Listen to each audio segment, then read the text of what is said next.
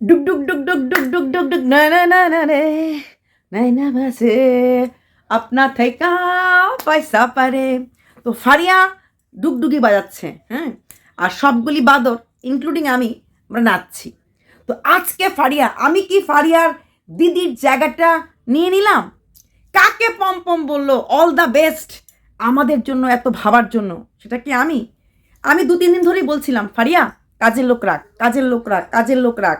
Pompom office করে বলছিলাম, pompom দোকানে যাবে আসবে, হ্যাঁ। আর একটা বাচ্চার থেকে বড় গিফট, বড় সৌন্দর্য পৃথিবীতে কিছু হতে পারে না, কিচ্ছু হতে পারে না। 9টা মাস কি যায় আসে? আর বিপদ হয় না, হতেও সময় নেয় না। আমি খারাপ কিছু বলছি, তবে খারাপটা আগে ভাবতে লাগে। Prevention is better then cure. তাই বিপদ হয় না, হ্যাঁ। এখন তোকে সবাই বলবে চলাফেরা করা ভালো, হাঁটা ভালো, এই সময়ে যত চলবে বাচ্চা সজীব থাকবে, এটা সবার জন্য নয়। চলবে মানে ঘরের মাঝে হাঁটো, উঠনা ব্যাটনা, ওই জাজিম, তারপরে কি ম্যাট্রেস রোদে দেওয়া, ল্যাপ রোদে দেওয়া, কোনো দরকার নেই, কোনো দরকার নেই। যেহেতু তোমার একটা প্রবলেম আছে, তোমার একটা কেউ বলে পিসিওডি, কেউ কেউ বলে পিসিওএস, আমি তো জানি না, তোমার সাথে আমার পার্সোনাল কথা হয়নি। তাই তুমি যে ঠাকুরের অশেষ কৃপাতে মা হতে পারছো, পিসিওএস থাকলেও মা হতে একটা প্রবলেম ক্রিয়েট হয়, পিসিওডি থাকলেও মা হওয়াতে প্রবলেম ক্রিয়েট হয়, সেখানে দাঁড়িয়ে তুমি এত সুন্দরভাবে সেই রকম কোনো ট্রিটমেন্ট না করে মাতৃত্বের স্বাদ অনুভব করতে যাচ্ছ। তার জন্য বললাম ওই 9টা মাস কিচ্ছু হবে না, ওই কাজগুলি না করলে কিচ্ছু হবে না। বাচ্চা তন্দুরুস্ত এমনিতেই হবে, এমনিতেই হবে। ওই ঘরের মাঝে একটু হাঁটবে, আর যে বললাম ওই তোমাদের গেট থেকে ওইটুকু জায়গা মধ্যে খালি রাস্তাতে ছাই চপ্পল পরে শুধু হাঁটবে, আর কোনো কাজ করবে, বিশেষ করে ওঠা বসা, ওঠা বসা কাজ করাটা উচিত না, সবার জন্য না। আমি তো আমার সময় সব কিছু করেছিলাম, আমি তোমার সময় বলবো না। বা আমি আমার মানে অন্য কেউ ক্লোজ কেউ হলো, আমি এখন যেহেতু আজকালকার দিনের প্রবলেমটা খুব বেশি, আমাদের সময় কটা মানুষ আইবিএফ নামটা জানতো, কটা মানুষ আইবিএফ করাতো। পিসিউডি এখন মানে ঘরে ঘরে শুনি, আমাদের সঙ্গে পিসিউডি ছিল না। বাচ্চা বাচ্চা মেয়েদের থাইরয়েড, আমরা থাইরয়েডও কিন্তু সেরকমভাবে শুনতে পেতাম না, না হতো না, হল থাকতো তাও জানতাম না। সেখানে দাঁড়িয়ে সাবধানতা অবলম্বন করাটাই বেস্ট। তো ফারিয়া দিদি হওয়ার পোস্টটা কি আমাকে দেবে? সব কন্ট্রোভার্সি ক্রিয়েটার বরাহ নন্দন, ভুলিনি, ভুলবো না। ভোলা যায়? আমাদের বাবা মাকে বলেছে ছোট লোকের বাচ্চা, আর আমাদের বাচ্চাগুলিও ছোট লোকের বাচ্চা, এইসব কথা তো ভোলা যায় না। বন্দুকের আর মুখের কথা। তারপরও তারপরও যেহেতু তুমি অসুস্থ, it is not a disease, but তারপরে এই সময় কেয়ার করে। এই যে তোমাকে বলছে না লোকে হিংসে করে, যে এই যে ফলগুলি যে কেটে দিয়ে যায়, কেন দিয়ে যায়? Only for content. হ্যাঁ হ্যাঁ, ফলগুলি সুন্দর করে সাজিয়ে একটা থালে দেওয়া, তখন ফলগুলি খেতে ইচ্ছে করে, অনেক সময় নিজের থেকে কিছু খেতে ইচ্ছে করে না। ফারিয়া খুব লাকি, ফারিয়ার খাওয়ার সেটা রুচিটা আছে। অনেক মেয়েদের ভাতের গন্ধ নিতে পারে না, কেউ মাছের গন্ধ নিতে পারে না, কেউ মাংস। আমি তো পাতে পাতেই বমি করতাম, 2টোর সময় বমি করেছি, মারাত্মক। 7 মাস 8 মাস পর্যন্ত বমি চলতো। এক মানে মাসিমা, মানে কি আমার হাজব্যান্ডের কলিগের শাশুড়ি মা, শিলংয়ে যখন ছেলে হবে, উনি বৃন্দাবন থেকে গুরু ওনার এখানে এসেছিলেন, ওনার বাড়িতে উনি সেখানে গেছিলেন। তারপর সেখান থেকে প্রসাদ নিয়ে এসে, গুরুর ভোগের থালা নিয়ে এসে আমাকে নেমন্তন্ন করেছে। পরের দিন ভোগের থালাটাও আমাকে খাওয়াবে, সাথে উনিও কিছু কয়েকটা আইটেম রান্না করেছে। বিশ্বাস করবে না, আমি সেই টেবিলটার থেকে উঠতেই পারি, মানে খেতে খেতে উঠতেই পারিনি, ওখান থেকেই বমি শুরু হয়ে গেছে। তো এইগুলি খুব খারাপ, যাদের হয় তারা বোঝে। তো এইখান থেকে ফারিয়া আমি বলবো প্রচণ্ড লাকি। তাই সেই লাকটাকে ধরে রাখার চেষ্টা কর। আসলে বেসিক্যালি আমার মনে হয় ফারিয়া লাকি। তাহলে কেন মেন্ডি 4 লাখ চ্যানেলের মাঝে ফারিয়াকেই চুজ করলো? কেন ফারিয়ার জীবনের একটা অন্য সংগ্রহের রাস্তা দিয়ে দিল? কেমন করে ফারিয়ার জীবনে পম পম আসলো? অন্য ধর্ম অবলম্বনী হ্যান ত্যান যা কিছু পেয়েছে, তো সবটাই আমার মনে হয় ফারিয়ার একটা ভাগ্য চলে। কারণ পমপমকে উঠ বলে উঠ, বস বললে বস। হ্যাঁ, সব ছেলে উঠ বললে উঠ, বস বললে বস করে না, যতই বউরা রোজগার করুক না কেন। এটা আমি সোমনাথকেও বলতে পারি যে লাখ লাখ টাকা মন্দিরা রোজগার করে, মন্দিরা কি পেরেছে সোমনাথকে ওর মতো করে চালনা করতে? পারেনি তো। বহুবার মন্দিরা রিকোয়েস্ট করেছে, ঝগড়া করেছে, ব্লক করার জন্য, হ্যান করা, যেটা মন্দিরার একটা সুপ্ত দুঃখ রয়ে গেছে। কিছু একটা কাজ করার জন্য পারেনি তো। যদিও সোমনাথ আমি জানি ফরেক্স ট্রেডিং করছে, এটাতে একটা সময় খুব উন্নতি করলে খুব, কিন্তু তাও তো দীর্ঘ 12 বৎসর ধরে প্রথম 1-2 বছর কিছু করতো, তাও সেরকম কিছু না করে একটা ওয়াইফ মেনে নিতে পারে না। হবে, কবে হবে? আজকে একটা মন্দিরের একটা সলিড ইনকাম আছে বলে, নাহলে তো কত অশান্তি হয়ে হলো, তাই না? তো সেখানে দাঁড়িয়ে এখানে ফারিয়া কিন্তু জিতে গেছে, যে বরকে উঠ বস করছে। তারপর কাজকর্ম, পমপম যে রান্নাবান্না জানতো তা কিন্তু না, কিন্তু এখন রান্নাবান্না করছে, সাহায্য করে, বাজার থেকে এসেই পেঁয়াজ টেয়াজ বেটে রেখে দেয়, রসুন আদা বেটে রেখে দেয়। এটা অনেকবার ফারিয়া ভিডিওতে বলেছে। আর আমি বলেছিলাম একটা কাজী লোক রেখে দিতে। হ্যাঁ, এই 9 মাসে কাজী লোক রাখো, তুমি বলেছো বাসন মাজার জন্য রাখোনি, এটা একটা ভুল করেছো। বাসন মাজার জন্য রেখে দাও। তুমি বলবে মাসি তো আমার জানাশোনাই, পেয়ে যাবো, ঠিক আছে, যদি পেয়ে যাও বাসনটাও দরকার নেই এই সময়ে, কোনো কিছু দরকার, জাস্ট একটু কুটনো কেটে একটু রান্নাটা কোনো মতো করে ফেললে, দরকার নেই, কোনোই দরকার নেই, সোজা কথা। গড গিফটেড পেয়েছ, সেটাকে গ্রহণ করো প্রসাদ হিসাবে। বাসনের জন্য রেখে দাও, যদি এই মাসে রাখতে নাও পারো নেক্সট মাসে বাসনের জন্য রেখে দাও, বাসন মাজার জন্য রেখে দাও। কোনো দেখবে যখন কাজ কম থাকবে না, তখন যে একটা খিটখিটে মেজাজ থাকে, রাগ থাকে, যে আজকে তুমি বলছিলে ঘর মোছা হয়ে গেছে, ঝাড়ু হয়ে গেছে, কাজ আর কি, ওই তো এখন বিছানাটা ঠিক, হ্যাঁ ওই বিছানা ঠিক করা, ওই আলনার কাপড় ভাঁজ করা, রোদের থেকে একটু কাপড় উঠে আনা, এইসব টুকটাক কাজ একটা ঘরে থাকলে করতেই লাগে। ধুলো বালি ডাস্টিং, তোমাদের ডাস্টিংটা কম হয়, আমাদের যেমন ডাস্টিং একটা বিশাল বড় কাজ, ডাস্টিং এগুলি করতে লাগে। তাহলে ওই বাসন মাজার জন্যও রেখে দাও। আমি বলবো জাস্ট কুটনো কেটে মশলাটা পমপমি করে দেয় রান্না করার। এইবার আসছি, ফারিয়া ঘুম পেয়েছে, আবার ঘুম ভেঙে গেলে ওর ম্যাচ খারাপ হয়ে যাবে, তো কি করবে ও? ও কাজ করবে না? হ্যাঁ, তোমার ঘুম পেয়েছে, সামনে একটা ব্যাপার আছে, রোজগার আছে, তো তুমি তাহলে রোজগার করবে না? তোমাকে পাহারা দেওয়ার জন্য তাদের চলে, সেটা হয় না। আজকে যদি ও চাকরি করতো, তোমার চাকরি করে না দেখে তুমি বলছো, তাহলে তো নাইট ডিউটি যেত। অনেক চাকরি নাইট ডিউটি করতে লাগে, ফরেস্টে, ফায়ার সার্ভিসে, পুলিশে চাকরি, বড় বড় ইঞ্জিনিয়ার, বড় বড় ডাক্তার, বড় বড় অফিসারদের নাইট ডিউটি থাকে, লাখ লাখ টাকা স্যালারি, কিন্তু নাইট ডিউটি থাকে। বিভিন্ন তোমার সব কোম্পানির নামও জানো না, কর্পোরেট ওয়ার্ল্ড, তো সেখানে তো 2টোর সময় যায়, সারা রাত্র থাকবে না। ঘুম পেয়েছে, শরীর খারাপ লাগছে, খাচ্ছে, এগুলো হবে না তো, এই নটঙ্কি করলে ব্যবসা চলবে না। তো সেখানে দাঁড়িয়ে তোমার ঘুম পেয়েছে, তুমি 8 ঘন্টা ঘুমিয়ে ওঠো, তারপর তাকে বলো যে আসার আগে তোমাকে কল করে দিতে। ঘুম পেয়েছে, ঘুমাওনি, এসব করলে তো হবে না, সামনে খরচ আছে। এটা সত্যি কথাই তো, ইউটিউবের ভরসায় তো আর চলবে না সংসার, তাই না? ইউটিউবের ভরসায় কি সংসার চলবে? একদমই না। তো তুমি এই জিনিসগুলি করবে না, ওকে কাজ করতে দাও।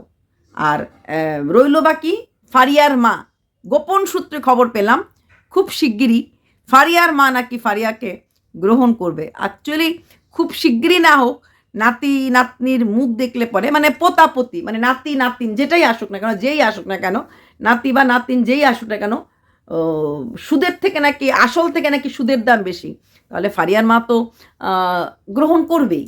কোনো মা যখন মেয়ে মা হতে মানে যায়, দূরে থাকতে পারে না। এই ঠ্যাং সুন্দরী, কি হলো? আর কতদিন রেগে থাকবে? হ্যাঁ, মেয়েকে দুমড়ে মুচড়ে খাচ্ছে তোমার অন্য মেয়েরা, যাদেরকে নাকি তুমি মেয়ের স্থানে দিয়েছিলে। তোমার মেয়েটা মা হতে চলেছে, এই সময় একটা মাতৃ স্নেহর খুব দরকার লাগে। চলে আসো মেয়ের বাড়িতে, চলে আসো। ধর্মীয় কোন্দল চলছে এখন, তো অনেক দিন হয়ে গেছে, আর কত? তুমি চলে আসো, কেউ তোমাকে জানবে না। ওই কি বলে, অফিস থেকে দেখতে চলে আসো, দেখে টেকে বাড়ি চলে যাবে, কেউ জানতেও পারবে না। শিগগিরই আসো, আর ফারিয়াও মাকে দেখাবে, এরকম অনেক ভিউয়ার্স ফারিয়ার আছে যারা কিনা ঠ্যাং সুন্দরীকে খুব লাইক করে, উল্টো পাল্টা কথাবার্তা বলতে হচ্ছে, খুব লাইক করতো, আমিও লাইক করি, কারণ উনি আমার কন্টেন্ট ছিল, তো কন্টেন্ট থাকলে একটু বলতে ভাল লাগে। একটা কথাই বলবো, ঠ্যাং সুন্দরীকে চলে আসো এখন, আর আর দেরি না। যদি প্রেগনেন্ট না হতো তাহলে আমি বলতাম কদিন পরে আসো, হ্যাঁ ঠিক আছে। যেহেতু এখন প্রেগনেন্ট হয়ে গেছে, এখন মা হিসাবে তোমার উচিত চলে আসা, আর দূরে থেকো না। আর ফারিয়াকে বলবো, বাড়ি ঘর হচ্ছে, বাড়ি ঘর করছো, ঠিক আছে, দেখো ওই, কারণ পমপমের দোকানটা অনেকটা দূর, তুমি বারবার বলছো, তো ফেব্রুয়ারি মাসটা যাক, তুমি একটা বাড়ি দেখো, চলে যাও ওই দিকে, কোনো বাড়ি কাছে কাছে পিঠে কোনো বাড়ি, দোকানের কাছে পিঠে কোনো বাড়ি ভাড়া নিয়ে চলে যাও। এত দূরে আসা যাওয়া করতে অসুবিধা, তোমারও একটা টেনশন থাকে কখন গেল কখন আসবে, ওরও টেনশন থাকে, কারণ তার জন্য ও দুপুরে রান্না টান্না করিয়ে তোমাকে মানে একদম বসিয়ে রেখে গেল পুরোটা দুপুর, মানে ভালো করে স্নান টান খাওয়া টাওয়া করে গেল, তাতে ওরও দোকানে হ্যাম্পার হচ্ছে না, কিছুটা হলেও হ্যাম্পার হচ্ছে। তো বাড়ি যদি একদম কাছাকাছি থাকে, দোকান যদি বাড়ির পাশাপাশি থাকে, তাহলে কি হবে, সকালে গেল, দুপুরে তোমার এখানে এসে খেলো, আবার গেল, আপ ডাউন, বা তোমার অত টাকা খেতে লাগবে না, ও মাঝখানে ফাঁকে ফুক করে আবার চা খেতে আসলো, আবার ইচ্ছা করতে গেল। তাই বলছি, পমপমকে বলছি, একটা বাড়ি ভাড়া, মানে দোকানের কাছে, তোমার বাপের বাড়ির কাছে বা না, দোকানে, কারণ ফারিয়ার তো খালি পমপম লাগে যে এসো একটু হাতে পায়ে কাজ করতে পারে, এরকম অনেক ছেলে করে। হ্যাঁ, যখন মিতু প্রেগনেন্ট ছিল, প্রথমটা যখন প্রেগনেন্ট ছিল, তানিশা অনেক দূরে কাজ করতো, তো অনেকটা এতটা দূর মিতুকে রেখে যাওয়া আসা, সবসময় মা বাড়িতে থাকে না, কিছু একটা বিপদ আপদ হলে তো কেউ নেই, তো 4-5 মাস হওয়ার পরে বোধহয় তানিশ কাজটা ছেড়ে দিয়েছিল। তো এরকম মানুষ, তোমাদের সুবিধা আছে, দোকান কাজ না, চাকরির তো ছাড়তে পারতে না। যাই হোক, এত দূরে, প্লাস এখানে তো আপনজন বলতে কেউ নেই, আর বাড়ির মালিকের সাথেও যে খুব একটা সদ্ভাব এখন আছে বলে মনে হয় না, মাঝখানে খুব অহরম ডহরম মাখো মাখো প্রেম ছিল, ওই বাচ্চাটাকে তো এখন আর দেখি না, বাচ্চাটা হাওয়া হয়ে গেছে, তাই না, কিছু একটা তো হয়েছে। ফারিয়ার বেশি দিন প্রেম টিকে না, যাই হোক পম্পমের সঙ্গে টিকলেই হয়, তো সেখানে বাচ্চাটা কিন্তু এখন হাওয়া, বাচ্চাটা আগে কনস্ট্যান্ট থাকতো ঘরের মাঝে, এখন বাচ্চাটা আসে না, প্লাস সেই কাকিমার কথা আর মুখে বলে না, কাকিমা এই দিয়েছে, কাকিমা ওই করেছে, একদমই বলে না। তো সেখানে একটা কথাই বলবো, দোকানের কাছাকাছি ভাড়া নিয়ে চলে যাও, ফেব্রুয়ারি মাসটাতে খোঁজো, খুব ভালো বাড়ি না হলেও হবে, প্রথম কি আছে ভাড়াই তো থাকবে, লোকে বলুক না, প্রথম একটা যদি একটু উপর মন্দ মন্দ বাড়িও পাও তাও চলে যাও, তারপরে ওইখানে থেকে আরেকটু ভালো বাড়ি খোঁজো, ডেলিভারির আগে। এমনি তো attached latrine bathroom, attached kitchen খুব দরকার। যদি এখন বলো যে অ্যাটাচড লেট্রিন বাথরুম পাচ্ছি না, বাড়ি তো মনে মনে খুঁজছি, আপাতত যেই বাড়িটা পাবে সেই বাড়িতে চলে যাও, 2 মাস 3 মাস থাকো, ওই 2-3 মাস খুঁজতে থাকো একটা অ্যাটাচড বাড়ি, ভালো বাড়ি। কিন্তু এই 2-3 মাসও মনের মতো বাড়ি না হলেও দোকানের কাছাকাছি যেরকম বাড়ি, কারণ তাহলে আরেকটা শান্তি, বাড়ির শান্তি না হলো যে অ্যাটলিস্ট হাজব্যান্ডটা কাছাকাছি আছে, তারপর ওইখানে গিয়ে কি আছে, কন্ট্রোভার্সি এটা ভিডিও করবে, বাড়ি ঠিকানা মালিক ঠিকানা করুক না, আমরা তো এমনিও করব, আমরা একটা ছুতা পেলেই হয়েছে, তোমাদের সুবিধাটা তোমাদের।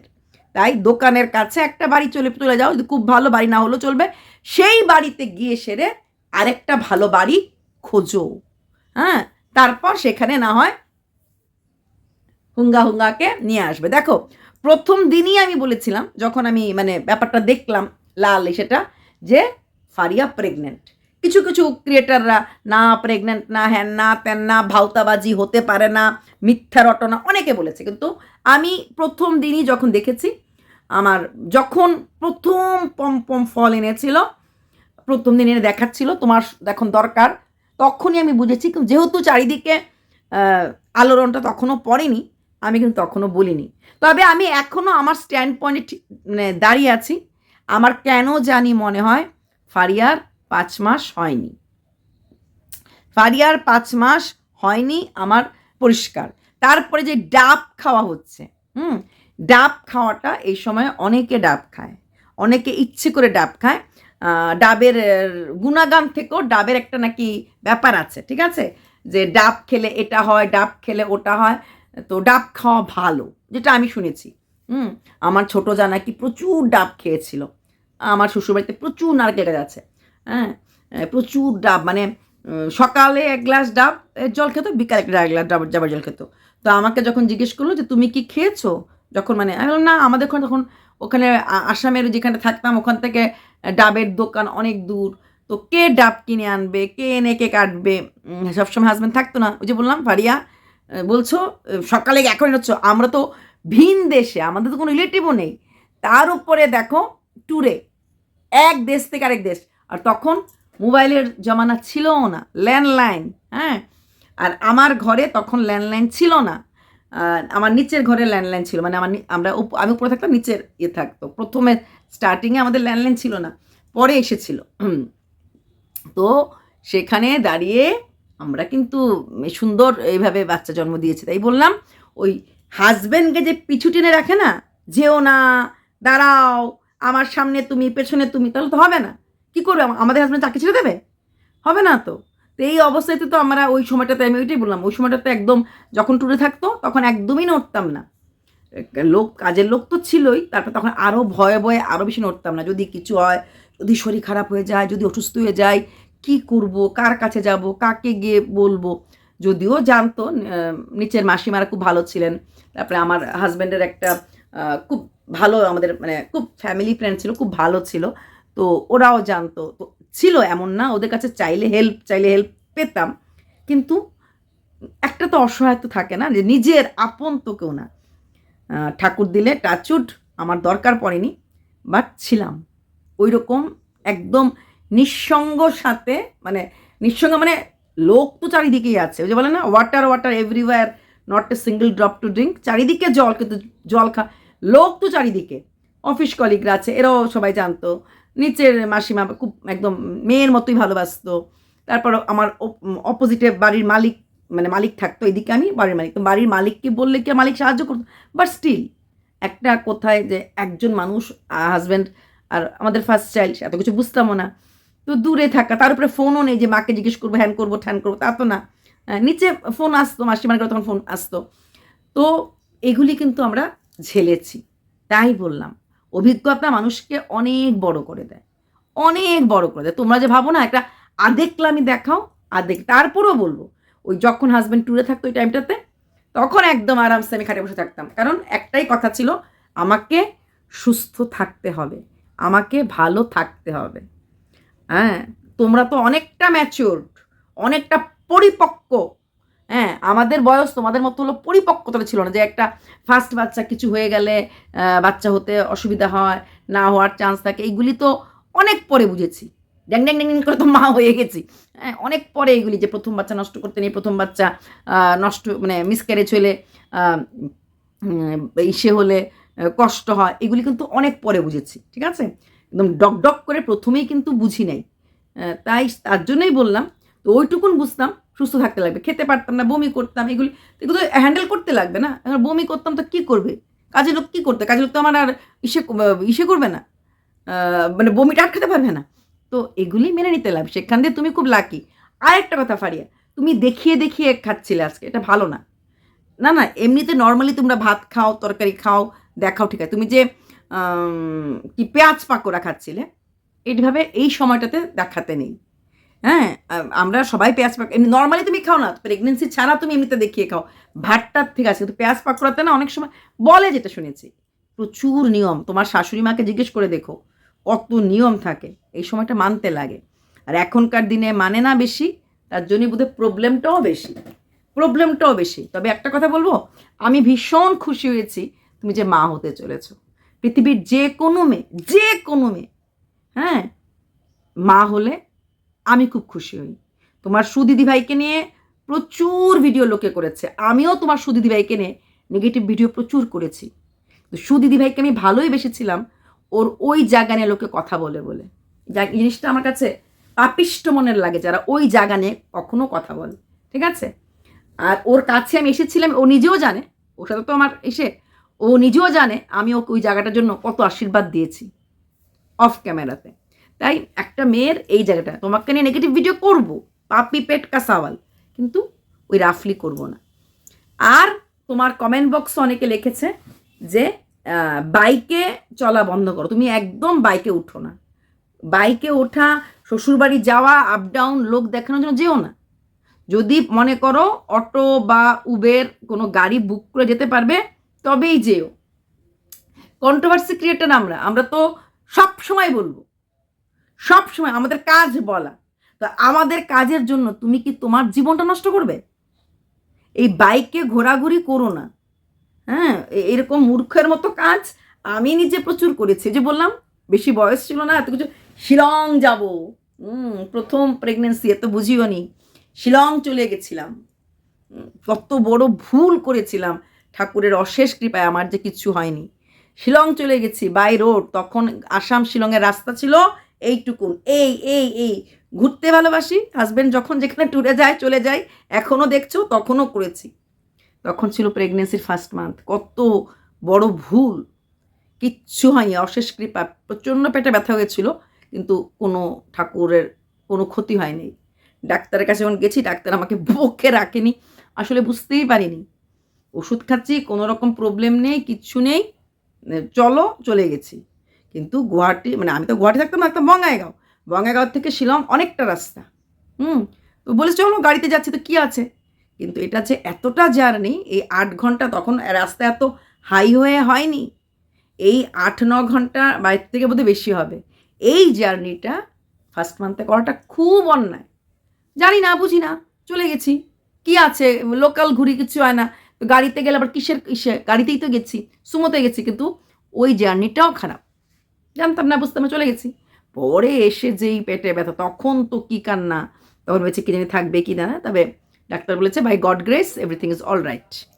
তো by God grace everything is all right. হ্যাঁ, আমার মেয়ে হলো, কোনো রকম কিছু হয়নি। তো বাট এটা তো ভগবানের দান। কারণ ওই যে বললাম, এই সময়ে মানুষ অনেক ভুল করে। বাচ্চা বয়স ছিল, আর ঘুরতে আমি এখনও ভালোবাসি, তখনও ভালোবাসি। হ্যাঁ, তো সেটাই কথা, এই ভুলগুলি করো না। আমি নিজে দুটোর সময় প্রচণ্ড ঘুরেছি, তোমাকে না করছি, কারণ তোমার পিসি আছে। বড়টার সময়ও একদম প্রচণ্ড, কারণ সারাদিন অফিস থেকে আসলে পরে বেরিয়ে যেতাম, প্রচণ্ড ঘুরেছি। ছোটোটার সময় শিলং ছিলাম, তখনও ঘুরেছি। প্লাস তখন আমাদের একটা শিফটিং ছিল, আমরা থাকতাম অক্সফোর্ডে, অনেকটা দূর। তো যখন ওই ট্রান্সপোর্টে যখন জিনিস নিয়েছে, আমি নিজে 3-4 বার আপ ডাউন করেছি, করে অসুস্থ হয়ে গেছি 8 মাসের সময়। তো কাজ করতে ভালোবাসি তো সবসময়, তাই বললাম, তোমাকে বলছি করো না, আমি নিজে কাজ করেছি। তো আপ ডাউন করেছি একদিনে 3-4 বার, অতটা দূর আপ ডাউন, ওই এরিয়ার মাঝেই, ওই ধরো গোবরডাঙ্গা থেকে কই যাও তুমি, ঠাকুরনগর যাও, ওইটুকুন আপ ডাউন, আর একটু দূর হবে। শিলং তো পাহাড় উপর, না পাহাড় না, এটা তো আমার এরিয়ার মাঝেই। তারপরও আমার ডাক্তার পরে বললো প্লেসেন্টা তার একটু ইস্যুতে, আমাকে একদম 15 দিন বেড রেস্ট দিয়ে দিয়েছিল। তখন কিন্তু আমার 7 মাস না 8 মাস হয়ে গেছে সেকেন্ড চাইল্ডের সময়। তাই বললাম, তখন বলছে শান্ত তো হয়ে যাও অর্পিতা, 7-8 মাস হয়ে গেছে, এখন কিছু করার নেই, আমাদের এখন শিফট হতেই লাগবে। চাকরি, ওই যে বললাম চাকরি শিফট করেছি, তো একবারে সব জিনিস যায়নি, একবারে গেছে, 2বারে গেছে। আমি গিয়ে ঘর গুছিয়েছি, অবশ্যই একটু তো ভারী জিনিসপত্র আপ ডাউন, যতই ট্রান্সপোর্টের লোকরা নেই, যতই অন্যরা নামাক, আমাকে তো কাজগুলি করতেই লেগেছে, তাই না? ও তো অস্বীকার তো করা যায় না। তো ওইগুলি গোছানোর লোক ছিল, সব কিছু ছিল, কিন্তু নিজের ঘর কোনটা কোন জায়গাটাকে আর পুরুষ মানুষ বোঝে? ও তো বোঝে না। তো করতে কাজের মাসি ছিল একটা, তারপরও সে কি জানে আমার ঘরের কুলো, আমার ঘরের ডালা, আমার ঘরের জিনিস। তারপরে আমার একটা বড় সন্তান আছে, তখন মেয়ে ছিল। তারপরে ওই একদিন আপ ডাউনের পরে সেকেন্ড দিন থেকে অসুস্থ হয়ে গেছিলাম। ডাক্তার কাছে, ডাক্তার বকা দিয়েছে, খারাপ কোনোটার সময় কিছু হয়নি, কিন্তু বলছে না একদম 15 দিন একদম বেড রেস্ট। আমি কারণটা বলেছি শিফটিং, বলছে কী দরকার ছিল, তুমি নাই বা কিছু করতে, ঘরে পড়ে থাকতো, ঘর কি আর পড়ে থাকে? নতুন কোয়ার্টার, নতুন কিছু, তো সব কিছু গুছাতে লাগবে। এর জন্যই বললাম বিপদ হয় না, কিন্তু বিপদের হাত পাও থাকে না। তাই বি কেয়ারফুল। কোনো বাইক, কোনো সাইকেল, কোনো দরকার নেই। আমরা তো নিন্দা করবোই, কিরে যায়ের সঙ্গে মিল নেই, কিরে, এটা আমাদের কাজ। চলো, বাই।